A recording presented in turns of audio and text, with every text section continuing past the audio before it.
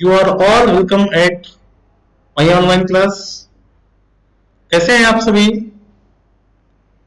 मैं आशा करता हूं कि आप और आपका परिवार एकदम स्वस्थ रहे तथा वर्तमान में फैली इस कोविड-19 महामारी से आप सभी सुरक्षित रहें।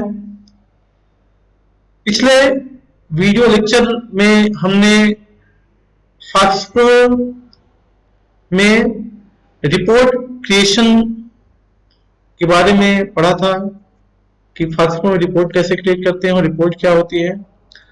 आज के इस वीडियो लेक्चर के माध्यम से हम डेटाबेस सिक्योरिटी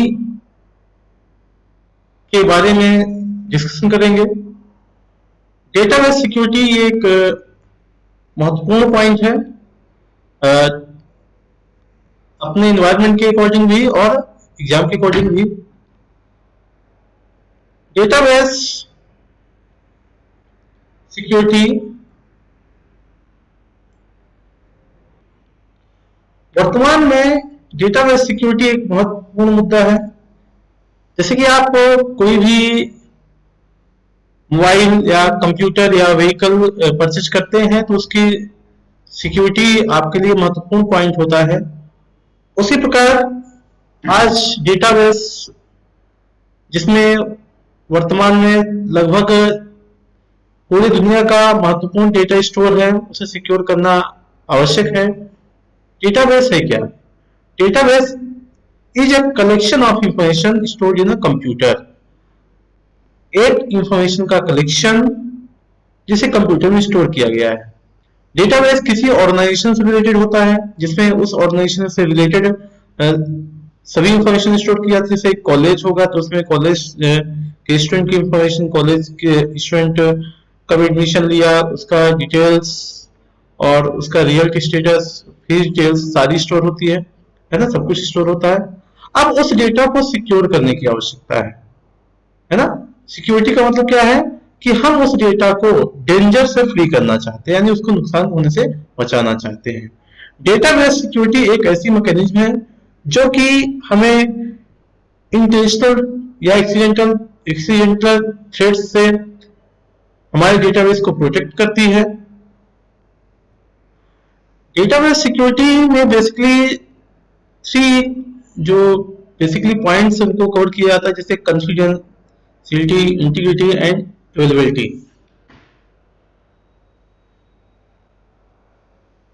फिलहाल डेटा सिक्योरिटी की नीड क्या है? यदि आप सिस्टम में डेटाबेस सिक्योरिटी यूज नहीं करते हैं तो डेटा इजीली करप्ट हो जाएगा, और इसके अतिरिक्त हमें अपने डेटाबेस को अनऑथराइज्ड एक्सेस से बचाना है। और इसके अतिरिक्त एक और महत्वपूर्ण पॉइंट होता है कि जो हमारे अथराइज्ड यूजर हैं, जिनको हम परमिशन दे रखे कि हमारे डेटा को एक्सेस कर सकते हैं, उनको भी सेंसिटिव डेटा एक्सेस करने से हमें प्रोटेक्ट करना है, क्योंकि यूजर कई प्रकार के होते हैं। कुछ यूजर को हम अपने पूरा डेटा शेयर करना चाहते हैं, कुछ यूजर्स को हम पूरा डेटा शेयर नहीं करना चाहते हैं।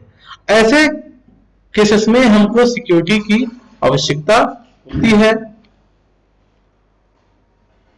डेटाबेस सिक्योरिटी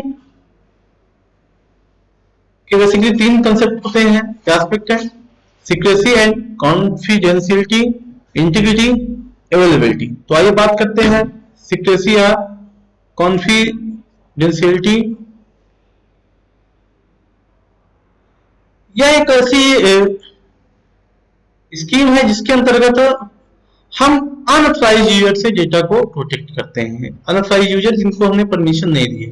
देखिए, जैसे कोई डेटाबेस है, डेटा में डेटा स्टोर है, उस डेटाबेस से डेटा को एक्सेस करने के लिए कई सारे यूजर बनाए जाते हैं, है ना।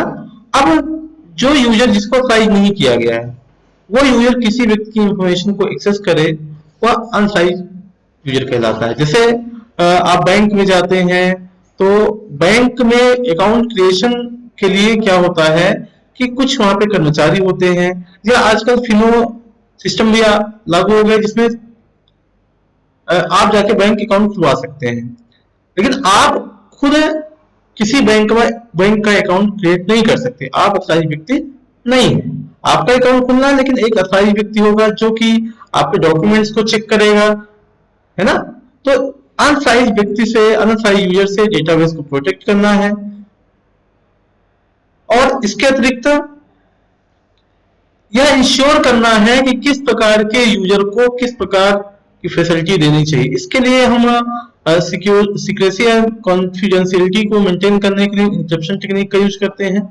इससे हम क्या करते हैं कि अगर हम किसी डेटा को जो हम नेटवर्क में शेयर कर रहे हैं, यह जो इंक्रिप्शन टेक्निक होती है, जब ये नेटवर्क में जो हम फाइल को शेयर कर रहे हैं, एक सिस्टम से दूसरे सिस्टम में फाइल भेज रहे हैं, उस समय हम चाहते हैं या कॉन्फिडेंट होना चाहते हैं कि जिस व्यक्ति के लिए हमने फाइल बनाई है, जिस व्यक्ति को फाइल हम भेज रहे हैं, वो एक अथॉराइज्ड व्यक्ति है। तो उसके लिए हम इंक्रिप्शन टेक्निक का यूज करते हैं, जिसके अंतर्गत हम अपने डेटा को एक कोडेड के रूप में कन्वर्ट करते हैं या कोडिंग कर देते हैं, और वह एक साइफर टेक्स्ट के रूप में अदर यूजर के पास पहुंचता है। वहां पे उस यूजर को अपने डेटा को डिक्रिप्ट करने के लिए एक की आवश्यकता होती है, जो कि हम उसको प्रोवाइड करते हैं। जिसके पास वह की होती है, वही भी केवल वही हमारे डेटा को एक्सेस कर सकता है। इस प्रकार से हम डेटा को सिक्योर कर पाते हैं। Integrity refers to the validity of data. Integrity means validity of data, यानी कि डेटाबेस में जो हम डेटा इनपुट कर रहे हैं वह डेटा वैलिड है या नहीं, या जो हम डेटा स्टोर कर रहे हैं वह डेटा करेक्ट है या नहीं, या अथॉराइज्ड पर्सन द्वारा वह इंटर किया गया है या नहीं। इस चीज को चेक करना इंटीग्रिटी कहलाता है। इसके इंटीग्रिटी को मेंटेन करने के लिए, चेक करने के लिए बहुत सारे टेक्निक्स यूज करते हैं, या बहुत सारे तरीके हैं। फर्स्ट ह्यूमन बेस्ड एरर हो सकता है, यानी जब यूजर कोई भी डेटा इनपुट कर रहा है तो उस दौरान डेटा का इंटीग्रिटी चेक करना कि वो वैलिड डेटा दे रहा है कि नहीं दे रहा है।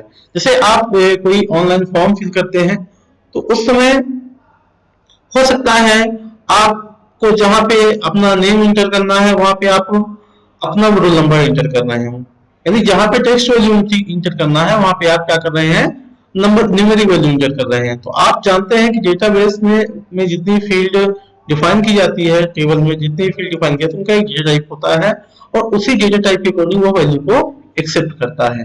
तो एक वैलिड वैल्यू वहां पे एंट्री होनी चाहिए।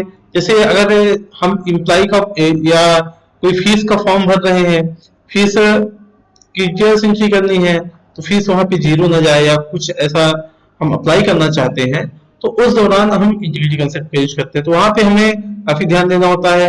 फिर सॉफ्टवेयर बग्स या वायरसेस से हमारा डेटा करप्ट ना हो, उससे, या करप्टेड ग्रुप में हमारा डेटा स्टोर ना हो, उससे हमको श्योर करने के लिए इंटीग्रिटी कंसेप्ट यूज करते हैं। या हार्डवेयर क्रैशेस से हमको बचना है ना।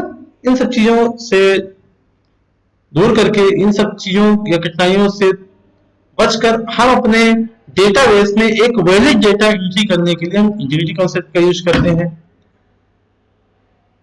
Next, availability.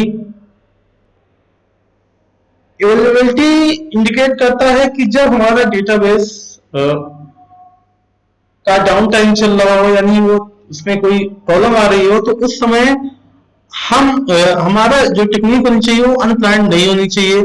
इसके अतिरिक्त हमें उस समय अपने जो स्टोरेज स्पेस है उनको रिस्ट्रिक्ट करना है, और इसके अतिरिक्त जो हमारे कॉन्करेंट सेशन है उनकी एक लिमिट बनाए रखना है। जैसे कोई भी, जब हम आज वर्तमान में कोई भी डेटाबेस एक्सेस करने जाते हैं या किसी सर्वर से डेटा एक्सेस करते हैं, तो उसमें एक सेशन वर्ड यूज होता है, यानी हम एक निश्चित लिमिट टाइम के लिए यूज कर पा रहे हैं। यदि हम वहां पे कुछ समय से या काफी कुछ समय से हम उसमें एक्सेस नहीं कर पा रहे, डेटा एक्सेस नहीं कर रहे हैं या कोई ऑपरेशन परफॉर्म नहीं कर रहे हैं, तो वहां पे सेशन एक्सपायर्ड हो जाता है और ऑटोमेटिक हम लॉग आउट हो जाते हैं। इससे क्या होता है कि हमारा जो डेटा है वह सिक्योर रहता है और हमारी डेटा अवेलेबिलिटी बनी रहती है। इसके अतिरिक्त हमें अपने डेटाबेस की सिक्योरिटी के लिए, डेटाबेस हमारा लॉस ना हो, इस पर्पज से हम टाइम पे अपने अपने डेटाबेस को रिकवर करते रहते हैं, उसकी रिकवरी लेते हैं, उसका बैकअप क्रिएट करते हैं, जिससे कि हमारा डेटा लॉस ना हो, और डेटा लॉस होता है तो उस दौरान हम रिकवरी टेक्निक्स का यूज करके उस डेटा को हम प्राप्त कर सकते हैं। इस प्रकार आज की वीडियो में हमने डेटा सिक्योरिटी टेक्निक्स के बारे में डिस्कशन किया,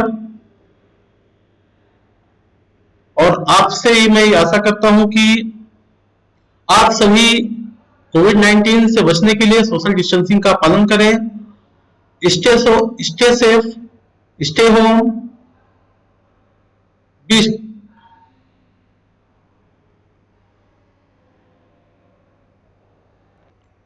थैंक यू वेरी मच।